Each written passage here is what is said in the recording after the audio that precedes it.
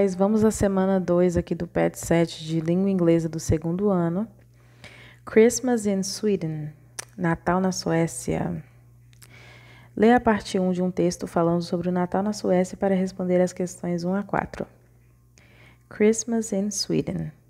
Around Christmas time in Sweden, one of the biggest celebrations is St. Lucia's Day or St. Lucy's Day on December 13th.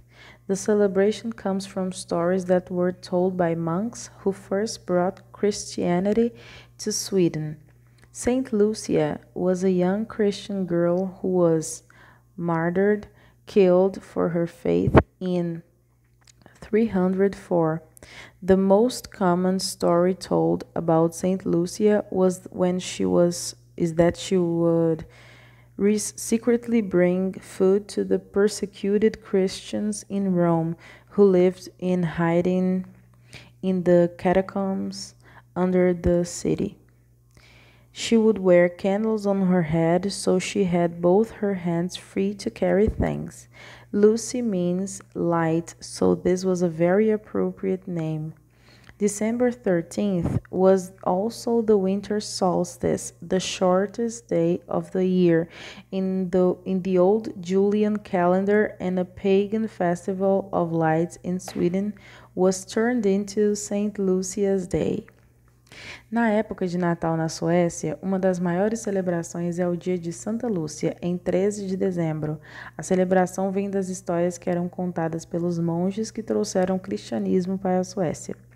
Santa Lúcia era uma jovem cristã que foi martirizada, assassinada pela sua fé no ano de 304.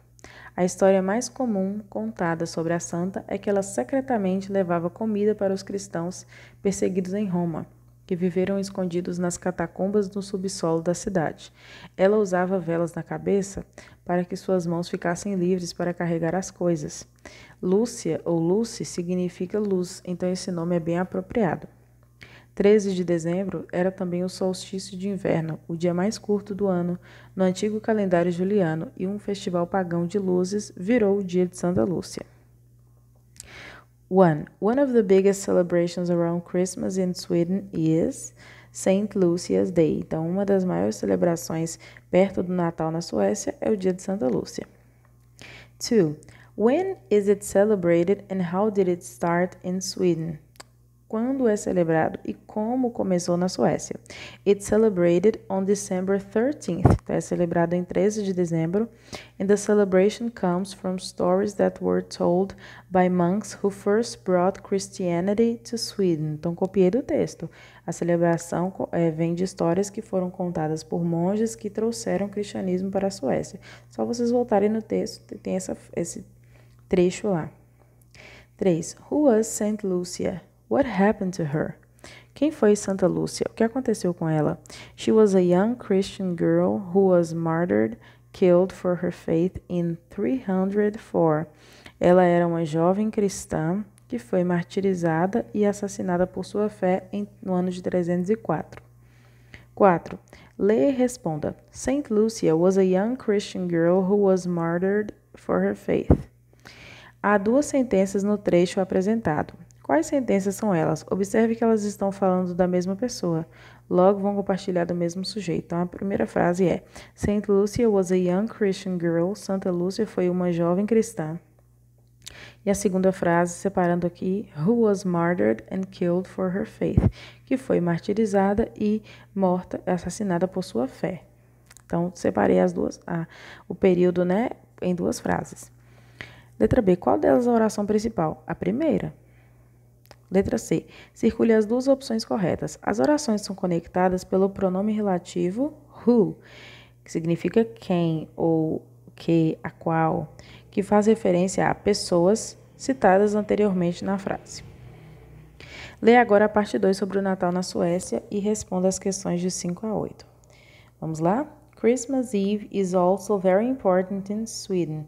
This is when the main meal is eaten. There is often a julbord, which is a buffet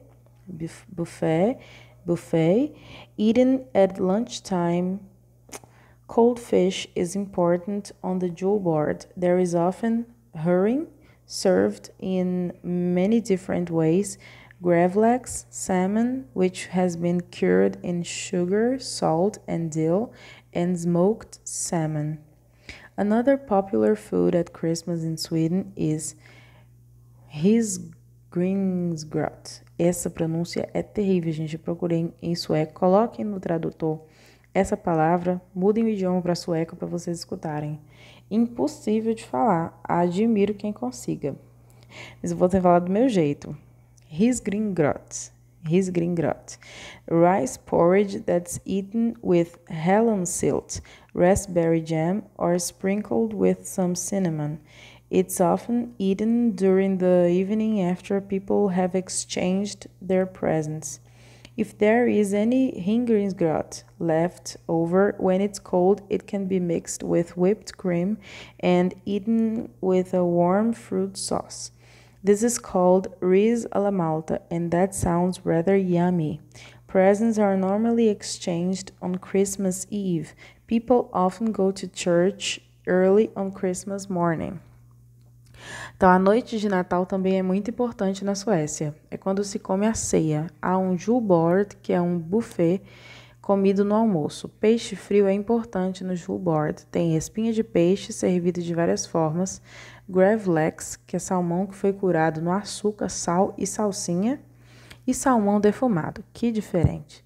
Outra comida popular no Natal na Suécia é o risgrynsgröt, mingau de arroz que é comido com hallonsylt, geleia de framboesa ou com canela por cima. Comem durante a noite depois das pessoas trocarem presentes. Se tiver sobrado risgrynsgröt, quando estiver frio pode ser misturado com chantilly e comido com calda quente de fruta. Isso se chama ris alla Malta e parece ser delicioso. Normalmente trocam presentes na véspera de Natal. As pessoas vão para a igreja cedo na manhã de Natal. Questão 5. On Christmas Eve, what do people have at lunchtime? Describe it. Então, o que as pessoas comem no almoço? They have a buffet with cold, errei de novo aqui, cold, tá? Aqui é C-O-L-D, fish, herring, salmon. Eles têm um buffet com peixe frio, espinha de peixe e salmão.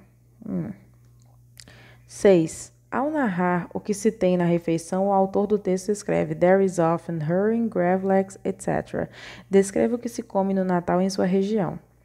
Então, aqui, gente, é o seguinte, eu coloquei na minha cidade Montes Claros, eu coloquei in Montes Claros, there is usually, então, em Montes Claros geralmente tem. Aí você vai colocar o nome de 5 alimentos que são comuns aí na sua cidade alimentos e bebidas durante o Natal. Coloquei pork, que é carne de porco, chicken, carne de frango, rice, arroz, beer, cerveja, potato salad, que é tipo salada de batata, maionese. Também dá para colocar pequi, não sei se na cidade de vocês é muito comum, mas aqui a gente está cheirando a pequi o tempo inteiro. Número 7. The text narrates about possible leftovers, sobras de comida. Então, o texto fala sobre possíveis sobras de comida. What do they usually do with the leftovers in Sweden? O que eles costumam fazer com as sobras de comida na Suécia? They mix the rice porridge with whipped cream and warm fruit sauce. Eles misturam o mingau de arroz com chantilly e calda de fruta. 8. E na sua casa, o que normalmente se faz com os leftovers? Observe o uso da condicional if mais simple present, seguida da frase principal com o uso de can para narrar possibilidades. Então, coloquei aqui. In my house, na minha casa, if there is any chicken left, coloquei o alimento, né? Você coloca lá, if there is, se tiver, any, um pouco, aí você coloca o alimento, né? A carne, a maionese, ou então o bolo, alguma coisa que vocês comem left, sobrar, né? Se tiver alguma coisa de sobra, vírgula. Aí eu coloquei aqui, we eat it on the next day. Nós comemos no dia seguinte, não sei por aí, mas por aqui a gente reaproveita os alimentos no dia seguinte, especialmente da ceia de Natal, sobra muito, né, gente? Dá para poder comer mais um dia aí. Então, eu fiz essa frase aí, vocês podem utilizar como modelo. Aí, aqui na questão pede para usar o can, você pode colocar aí we can, nós podemos fazer, por exemplo, a gente pode fazer farofa, né, daquele alimento que sobrou. É uma possibilidade. Lê agora a parte 3 do texto sobre Christmas in Sweden. Responda as questões 9 a 13. Like their neighbors in Finland, there was a traditional belief in Sweden that a Yule goat was connected with the midwinter festival. In Sweden, it was thought to be an invisible spirit that looked on and made sure all the preparations were going well. Between Christmas and New Year, men would sometimes dress up as goats and go from house to house, singing songs and playing tricks. This is known as Yule booking. Now, the goat is mainly seen as a straw ornament which guards the house and Christmas tree. Straw is used as a decoration in homes to remind them that Jesus was born in a manger. Christmas tree decorations that are made of straw are also very popular. In Swedish, Happy Merry Christmas is God Jul. In North Sami, spoken in northern parts of Norway, Sweden, Finland, and Russia, it's Borit Jovlat. Vamos ver o que eles estão falando. Assim como seus vizinhos na Finlândia, havia uma crença tradicional na Suécia de que o Yule Goat estava conectado com o festival de meio-inverno. Na Suécia, achavam que ele era um espírito invisível que ficava de olho e garantia que todas as preparações estavam indo bem. Entre o Natal e o Ano Novo, os homens às vezes se vestiam de cabras e iam de casa em casa cantando canções e fazendo truques. Isso se chamava Yule Booking. Hoje, a cabra é meramente cabra ou bode, né? Tanto faz. É meramente vista como um enfeite de palha que guarda a casa e a árvore de Natal. A palha é usada como decoração nas casas para lembrá-los de que Jesus nasceu em uma manjedoura.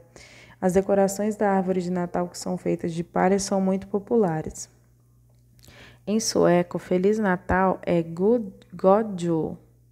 Em Sami do Norte, idioma falado no norte da Noruega, Suécia, Finlândia e Rússia, é Borit Jovlat. 8. What is a Yule goat? O que é uma cabra ou um bode Yule?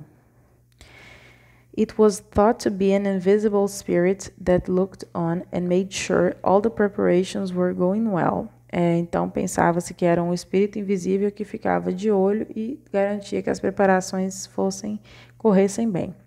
10. Relacione as palavras a seguir em português. Yule Goat, que é esse bode cabra. Winter Festival, festival de inverno. Finlândia. E Yule Booking, que é o cara ficar indo de casa em casa. A palavra Yule significa solstício de inverno, que é a estação em que o Natal é celebrado no hemisfério norte. Uma palavra muito parecida com Yule é a palavra Jul, que na Finlândia significa Natal. O Yule Goat, que é o bode de Natal, inspirou alguns homens a saírem fantasiados do animal para alegrarem as pessoas e cantarem as canções de Natal, que é o Yule Booking. Tentei conectar da melhor maneira possível. Aqui é fantasiados, está com J. Desculpa, pessoal.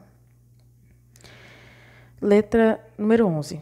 What do many Swedish people do on Christmas Eve afternoon? O que as pessoas geralmente fazem no Natal, na tarde de Natal?